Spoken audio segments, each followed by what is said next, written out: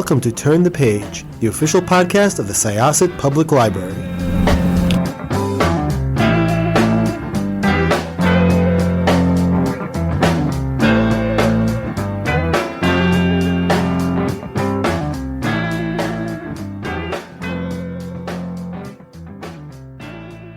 Hi, this is Jessica with Syosset Library's Turn the Page podcast, and I am ridiculously excited to have our guest. Please introduce yourself and tell us about yourself and your new book. So my name is Donna Freitas. I live in Brooklyn, and my new book, it's my debut adult novel. It's called The 9 Lives of Rose Napolitano, and it is about a woman who has never wanted children, and her marriage has come to rest on whether or not she'll change her mind. And basically, I think the story is very much about women's choices around motherhood, but also marriage and career and how all those things interact. But I follow Rose in the story down 9 different paths, all of which depend on whether or not she has a baby. And in some she has a baby and in some she doesn't. And you see all the many different kinds of consequences from that choice. And I think one of my favorite parts about the book is also, I think the book is a lot about motherhood, her choice to become a mother or not, but also it's about her relationship with her own mother. And so I hope that readers, regardless of whether or not they're moms, really find themselves spoken for in Rose. So, yeah. I would hope so too. I think, there's a lot to be said for the idea that your life is supposed to take a certain path. If you're a woman and, okay, so you get married. If you're in a heteronormative relationship, you get married and it's like marriage, house, kids. And it's amazing. Like, even if those things do happen, but not in that order, there's judgment. And if you quote unquote wait too long for one of those things, there's judgment. And I like that you started from a place where here's Rose and she's married, but she already made this decision.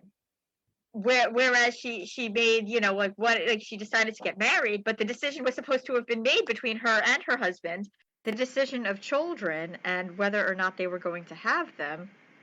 And suddenly that comes into flux, and it was just really, I think it's a much needed novel. So how did you come up with this specific idea, and how did you sort of begin drawing the distinct different lives of Rose? Well, so one of the things I've started doing in my writing life before I start a book is I asked myself this question, like, what feels urgent to me? And what question feels urgent, or what topic feels urgent? And before I wrote Rose, what popped into my head when I asked myself that question when I was getting ready to write a new book was, women and children, specifically a woman who doesn't want children. And that was something that I really felt pressured about a number of years ago. And I really resented the pressure that I felt. Like, there was a time where I felt everywhere I turned, someone was asking me if I was going to have a baby. And it was just really hard. And I think the ways in which I was really happy in my career. And there was also a point where I felt like people were really almost judgmental about the fact that I was happy in my career. like I shouldn't be so happy. What I should be focusing on was becoming a mom, which was going to be my true calling. And so when I was getting ready to write a new book, I just knew immediately, okay, I want to write about a woman who doesn't want children. And I want to explore that choice, or the fact that it should be a choice and she feels like it should be a choice, but everyone is pressuring her as though it's just a given. And but when I was getting ready to write it, I was like, well, how am I going to do this? Because I could imagine all these different scenarios. Like my character would refuse to have a baby, and then I'd write about the consequences of that. Or my character would decide to have the baby, and then I would, maybe she would be happy, but maybe she wouldn't. And I couldn't choose because I had all these different possibilities. Like I also thought, oh, like Rose could have a baby and be totally happy, or Rose could have a baby and then like run off and abandon the baby. I don't know. Like I could imagine like all these things. And then one day I just thought, well, what if I could write all the stories?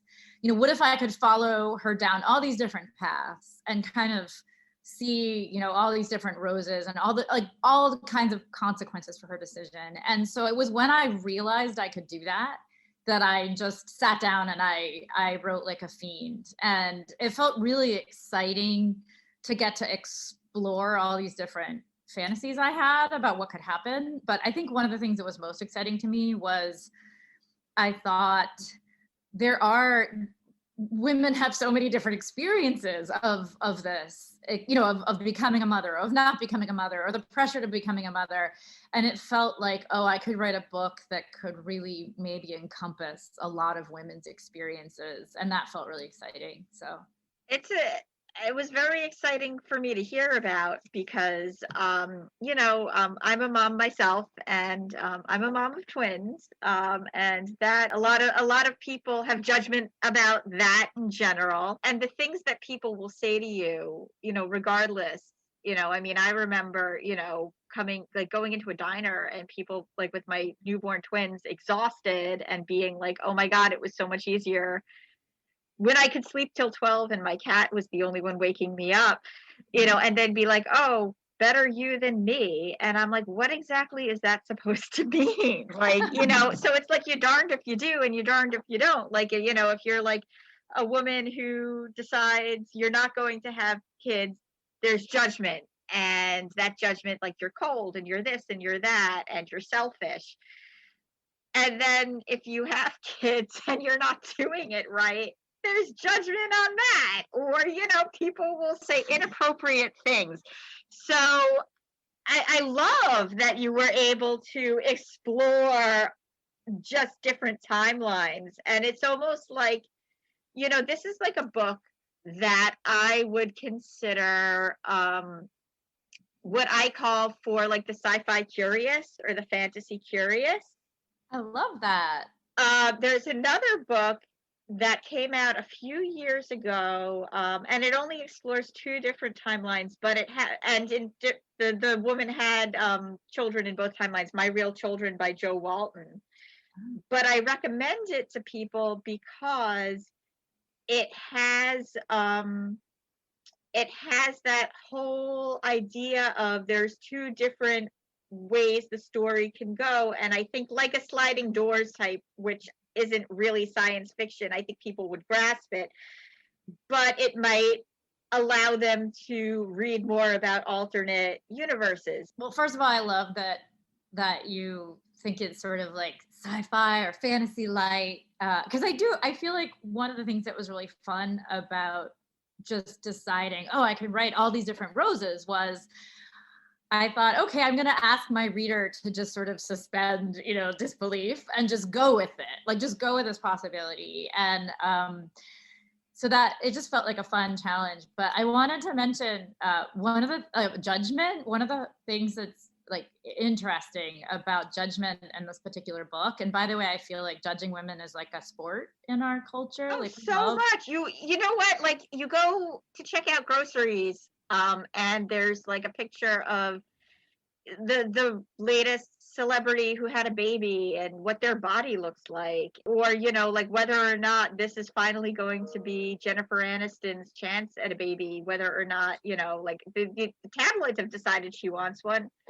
I'm certainly not going to specifically ask her, but and I think we judge women for everything, whether they have children or not, where, and like you said, as soon as they have children, we judge them again. But one of the things that's been funny about, the book's not out yet, but a lot of people have been reading because of the galleys. And I've got a question a bunch about the fact that, let me see if I can get this right. that basically Rose does a lot of things. Like she transgresses a lot, as you know, since you've read it. Like some of the things she does are egregious. And, when I was writing it, I thought, well, this is sort of a generous format because she has all these different lives. And so in some, she can be like really good and we'll feel, like we'll think, oh, Rose is doing the right thing. But in others, she's really going to do the wrong thing or something that we decide is the wrong thing. And one of the questions I keep getting is, how did I allow Rose to transgress so much, but yet I didn't judge her? Like I wrote about her without judging her. And every time I get a question that's like that, I think, how interesting. Like there's this, like the reflex that we have is to judge her really harshly or to judge women who do things we don't expect or that we might, women aren't supposed to do. We want to judge them harshly.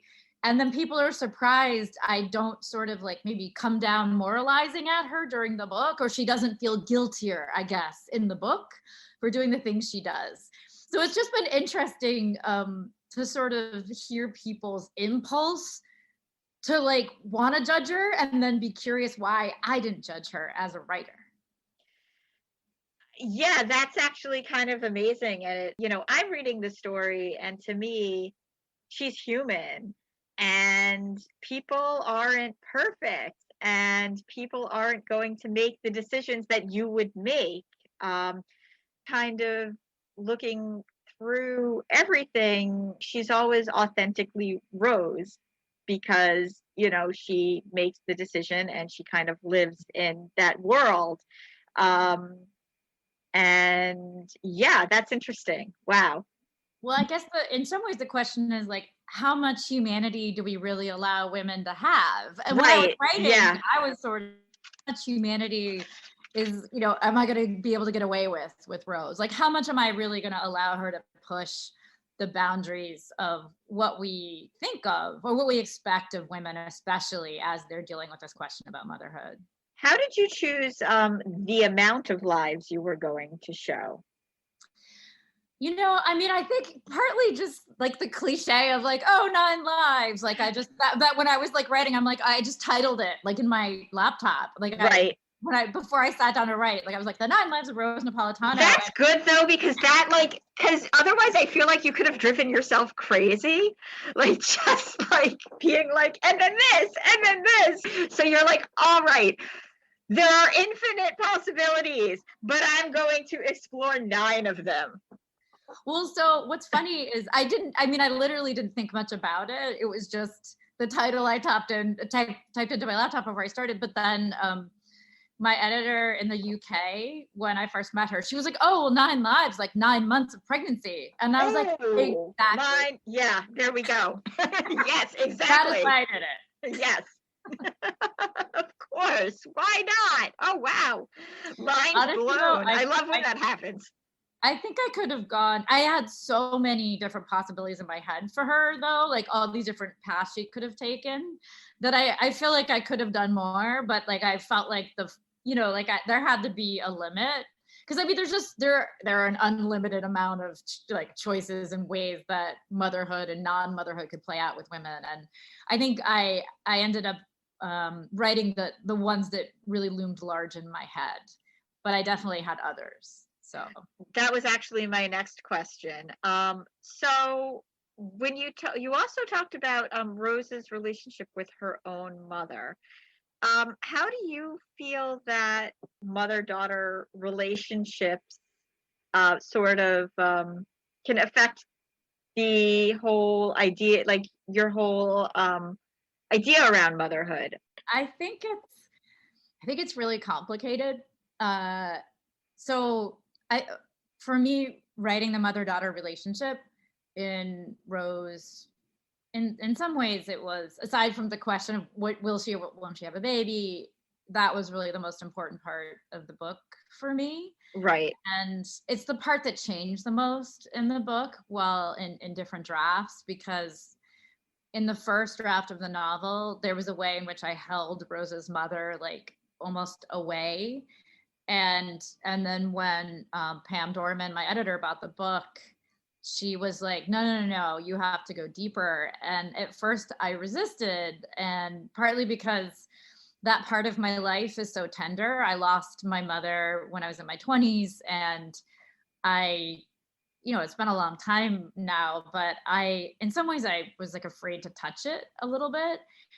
But then it became like the most meaningful part of the book to me, because there was a way in which, I never got to really have those conversations with my mother. And I kind of played out all the ones I wished for in Rose's relationship with her own mother.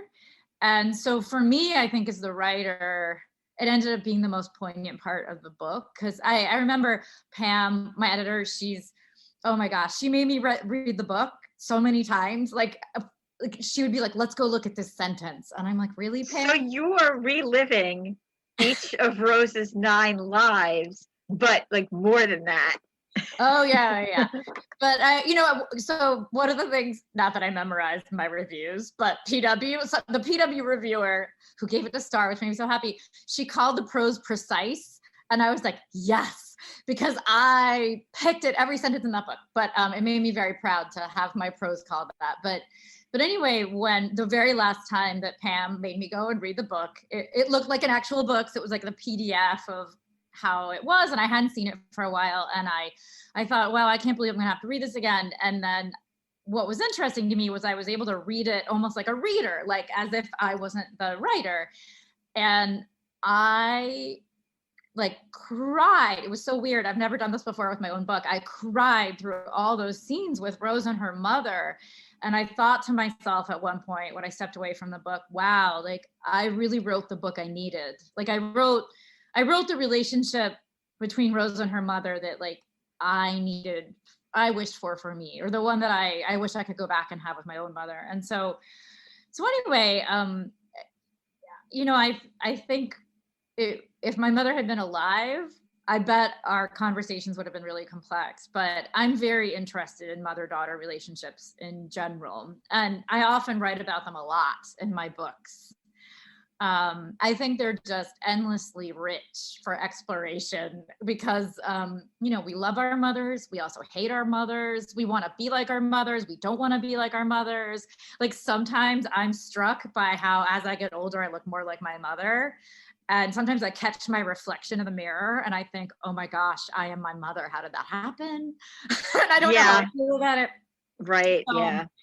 So anyway, it was one of the things I like, or that I enjoyed about writing the book was just its many angles of our relationships with our mothers, or at least I hope it is. So. No, I think so too. And actually, I hope, please tell me if this is too much. I don't want to give everything away.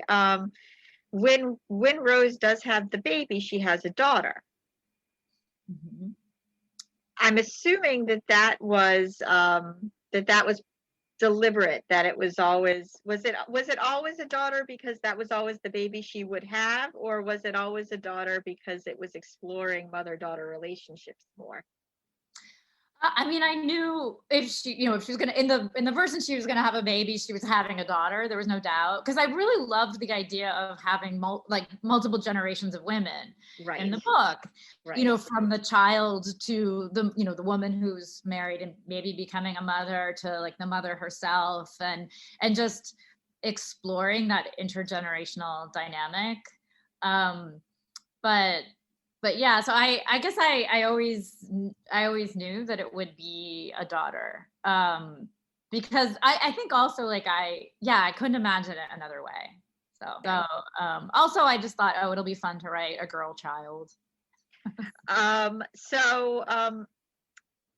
You like in general, so you've written children's books before and middle grade and YA. How did you decide to transition? I mean, we kind of talked about this a little bit, just like with your whole inspiration for the book, but like, how did you decide to sort of go towards adults? Were you reluctant to, or what, did it just kind of feel like natural because of everything that was looming to birth this specific story, pun intended?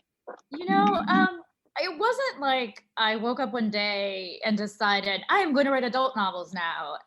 I'm a big person.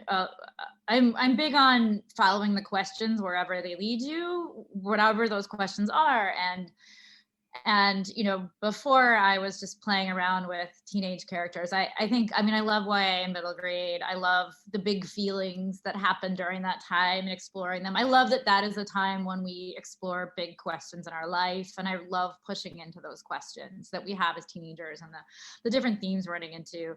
But prior to writing Rose, I'd written a memoir that came out in 2019 from Little Brown. It's called Consent, a Memoir of Unwanted Attention. And it's pretty dark and heavy.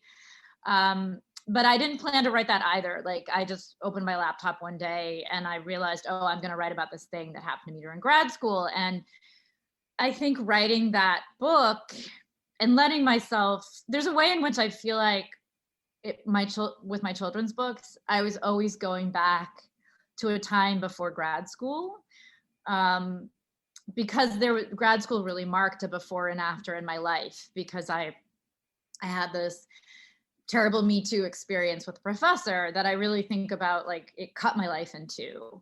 And I think there's a way in which writing children's books, and almost in a cheesy way, it was like this refuge for me. Like, I went and I wrote from this safe space in my life, and it was the place I wanted to dwell. And then once I wrote the memoir, it was like it finally opened the door to me being really thinking about my life as an adult and feeling different about it, feeling more safe. And so the next time I asked myself about writing, what did I want to write about? The question I had was the question for adults, and I just followed it. And so I didn't really think too much about it. And the only thing that was going through my head was like, I guess I'm writing an adult book. I wonder if anybody will want it. Well, not only did people want it, but it got star review from Publishers Weekly. So yeah. It's been kind of a magical experience with this book. And though I do think, though, that I could never have written this book without writing all of those YA and middle grade books. I think the wonderful thing about writing YA and middle grade is there's so much freedom in that space. Like, you can be voicey, you can experiment with structure and character, you can play around with reality. Like, everybody's doing it. Like, you can write sci-fi and then write realistic fiction and nobody bats an eye. And I think in adult books, it's maybe more siloed. Like, we decide you have to write like this, or like, I don't know. You're either doing literary fiction, or you're doing a thriller, or you're doing like romance. And there's been, I think, like the adult book market is starting to really open up as far as that goes. You're seeing a lot of crossover. I read constantly during the early days of the pandemic, and I still do. And I think one of the things that I've noticed, that there are a lot of adult authors playing around with genre, almost like the children's and YA authors would.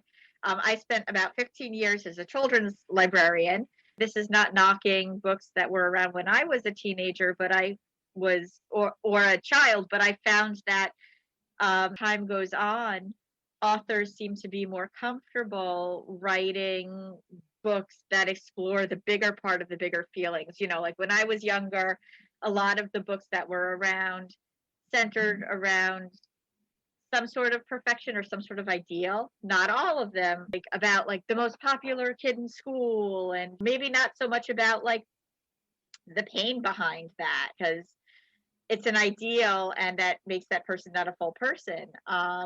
Children's books started to play around with that. They started to play around with genre, with feelings, with exploring feelings through sci-fi, and or even just in general imperfection, which actually brings me to just like motherhood in general, kind of back to what you were talking about, because I do feel like now adult books are kind of getting that way too. It's not either like you are or you're not. You've written a little bit about social media as well, and that culture. I find social media culture and mother culture to be almost dystopian. That's so interesting. It's funny because like, so I'm also a scholar, and that's, the social media research I've done is I do these national studies, and then I write about my findings. And so the social media work is coming from that. And I'm specifically looking at college students, so like the college population. But it's so interesting. I love the idea, or like, I'm going to think more about the idea that the sort of motherhood space on social media is dystopian. Like, I feel like my brain is firing just thinking about that. And I'm sorry for my long-winded before to kind of get where I was going. I think like my point was that adult literature is sort of following suit into exploring those big feelings that you were talking about and playing with the whole genre space. But yes, yeah, I mean, but shifting back to what I was just talking about, yeah, it is, in a way, the way that social media frames motherhood is almost like when you'd see when you before social media, there were always magazines and there were pictures of celebrities with their children looking perfect. Whether or not that's true, probably not.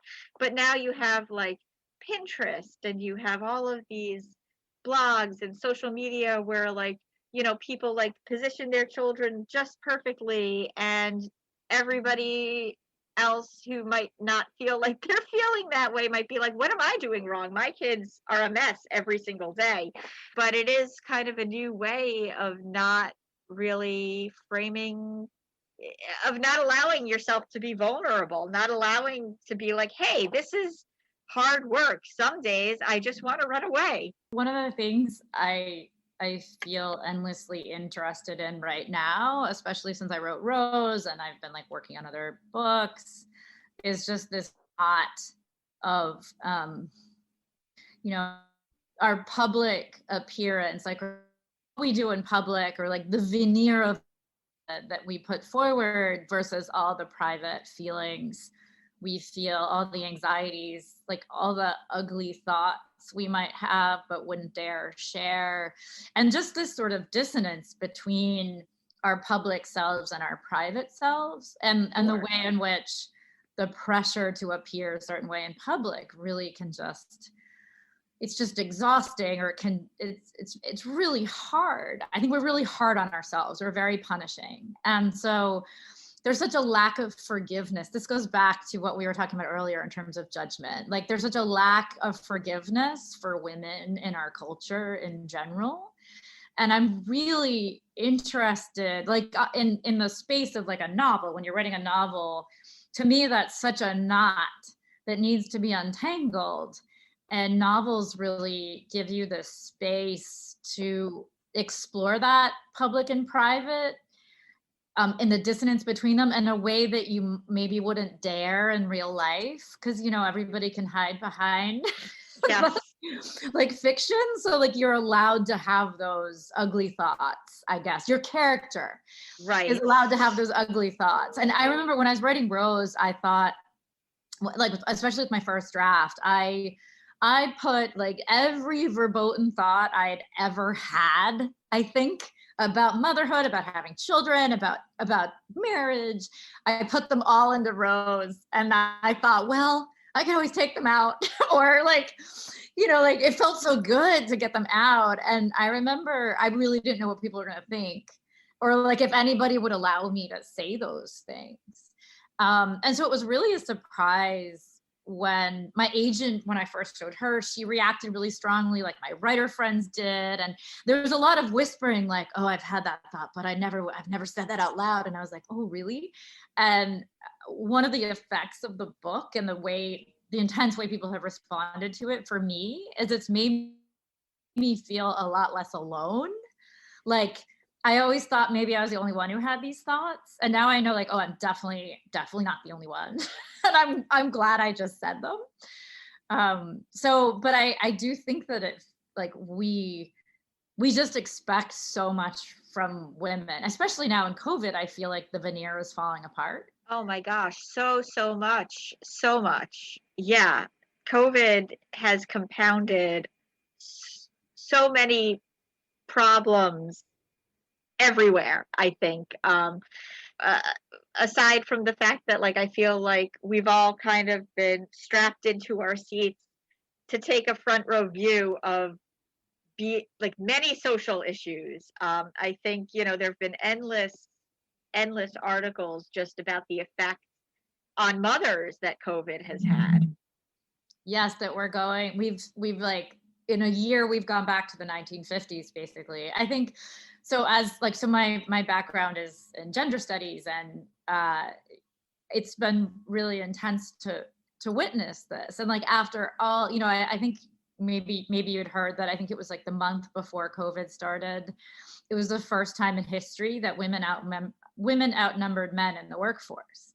Yeah. And it was like this shocking moment, like this amazing achievement. And then now it's completely gone backwards. And I think, one of the things that we've witnessed is just the fact that, okay, when push comes to shove, we haven't really changed all that much.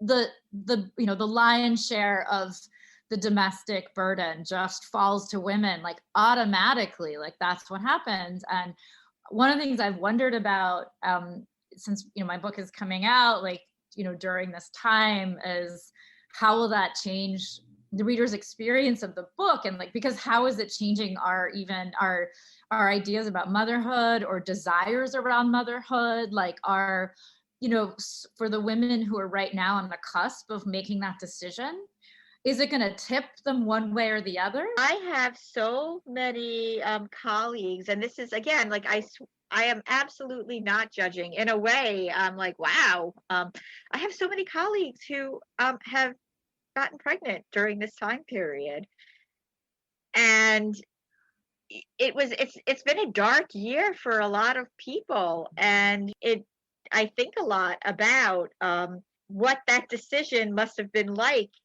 during COVID.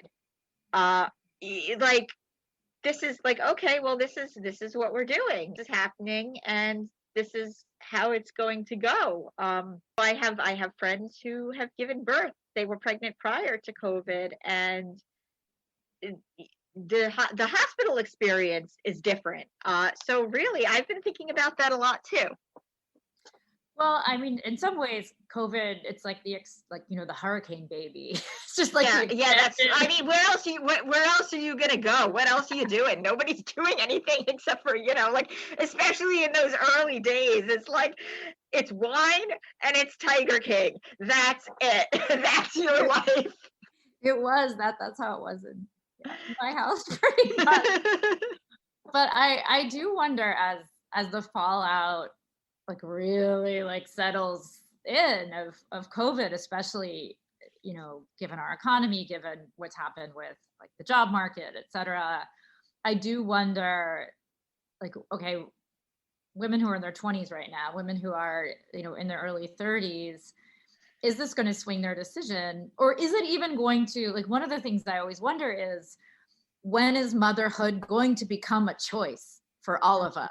Because it's not sold as a choice. Like, we are raised to assume we are going to have a baby. And I remember when I was dealing with this decision myself and resisting it, like early on, like when I was in my 30s, early 30s, I remember people saying to me stuff like, when I'd say I don't think I'm going to have a baby, people would be like, oh yeah, you are. And then I'd say, no, I really don't think so. And then they're like, well, obviously you haven't met the right person. And I'm like, oh, I'm married. And then they're like, oh, well.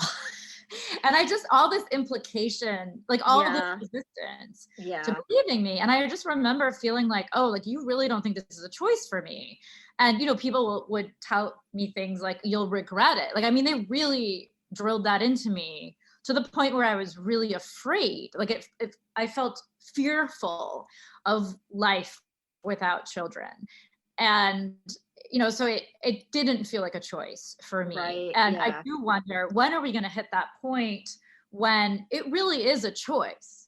Like women believe it's a choice. Women are raised to believe that it's a choice. And I wonder if COVID will be that tipping point for younger generations of women. So that's interesting, because I was going to say, I think we have like decades before that, but maybe not. Maybe COVID really will be a tipping point. I hope if there is a tipping point, I hope my book is in the middle of it helping. I think I had mentioned as soon as I saw what this book was about, I was like, oh, this one is going to be a really good one. I can't wait to read this one. And immediately was like, well, then we have to have the author and turn the page.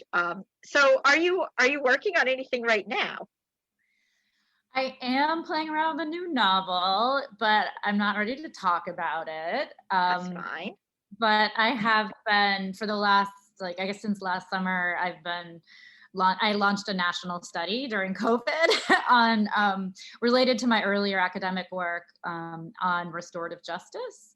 And so I've spent most of the pandemic interviewing people, which is actually, it's been a great thing to do during the pandemic. So most of my life has gone toward the nonfiction side of things. And I've just done a lot of reading. So I've been reading like a maniac, as I'm sure a lot of people have.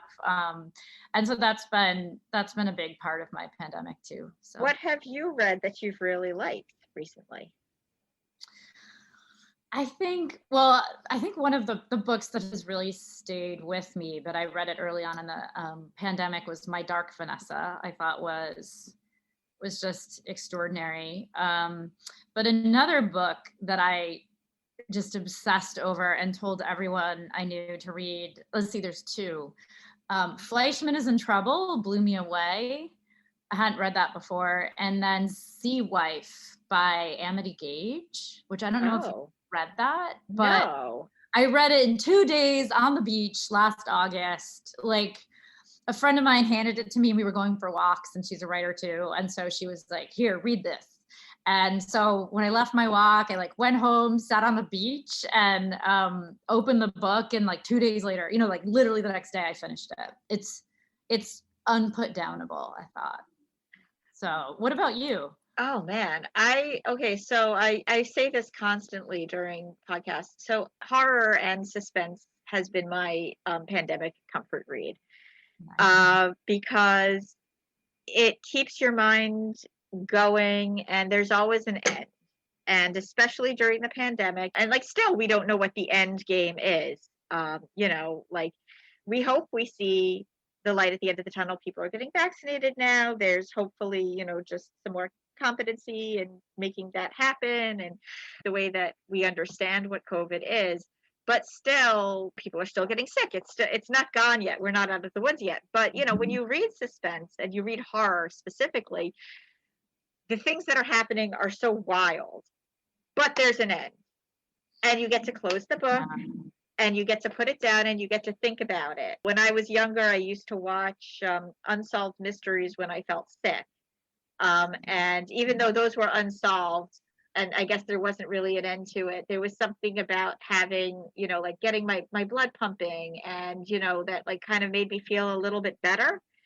So I think there was a lot of that in it also. It's a physical experience. That said, a novel that I read that is, I feel very much of this time, and I'm really excited because we're going to have this author as a virtual guest sometime in April. Actually, it's going to be April 16th, so I believe as of this podcast dropping, that will be next week. The Smash Up by Ali Benjamin, who also used to write YA middle grade. Oh, I read about that, and I want to read it. So yeah, that's great. It is a modern retelling of Ethan Frome, which takes place in the period right before the Kavanaugh hearings. That's fascinating. It is in so many ways. So I do recommend that one. That one is really just at the end of that one, it really did blow me away just how much I felt for Xenobia. If those who are listening have read Ethan Frome, because it is mostly from Ethan's point of view, and there's a lot of things in it that are, it delves into Me Too. It delves into entitlement and how men can sort of perceive things that are injustice but don't 100% understand because those are not things that they themselves will deal with.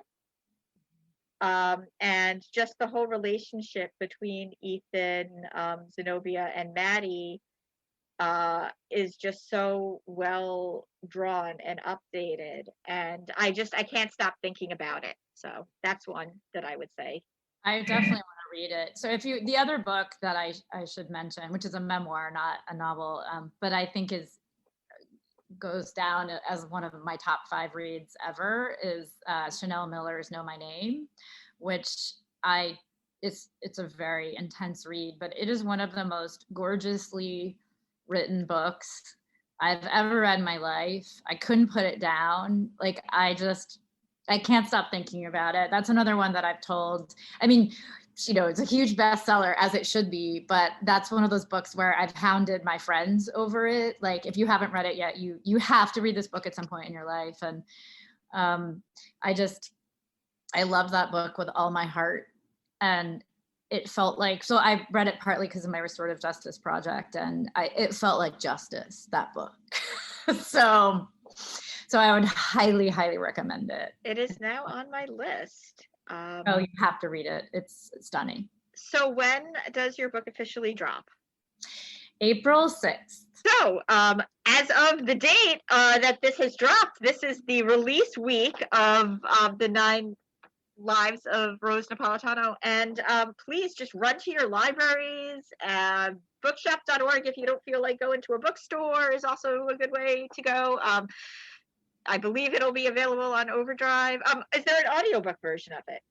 Yes, I think it's supposed to come out the same day. Okay, very cool. And so for those who prefer the audio version of it, you will have that as well. Okay, well, once again, this was Jessica, and our guest today was Donna Freitas, author of The 9 Lives of Rose Napolitano. Thank you so much for having me. Thank you for doing this. We are going to close this chapter of Turn the Page. It's time to close this chapter of Turn the Page. Join us for the next episode.